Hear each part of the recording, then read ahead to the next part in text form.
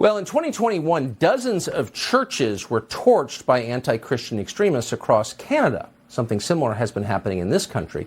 Last year, pro-abortion activists attacked several churches, and earlier this month, an arsonist torched a Korean church in Portland, Oregon.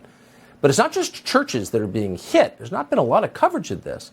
But our power grid has been under attack in a lot of different places, and the motives remain unclear, though you can probably guess. Andy Ngo has been covering all of this. He's the author of Unmasked, Inside Antifa's Radical Plan to Destroy Democracy. He joins us tonight. Andy, thanks so much for coming on. So my pleasure. This church, I don't know if we have footage of it, but you put it up online. It was pretty shocking.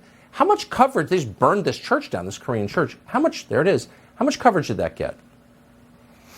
It got a bit of coverage locally because it's happened in downtown. It's one of the few remaining, was a historic church in Portland. It was completely destroyed in the fire. It was 117 years old.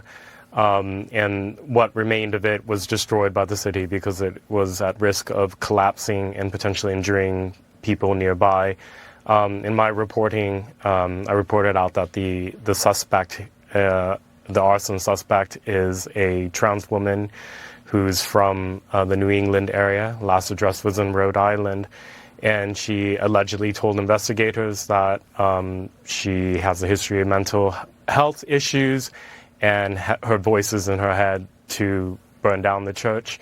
The tragic destruction of the church is really just one small part of the day-to-day human misery that is playing out on the streets of Portland and Seattle and San Francisco, LA, because of failed leadership regarding the homelessness crisis.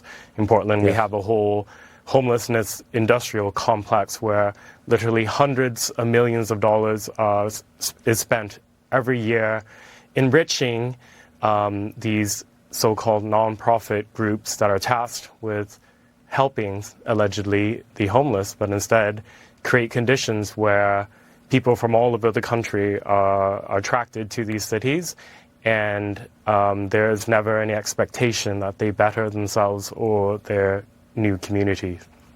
No, of course they make it much worse.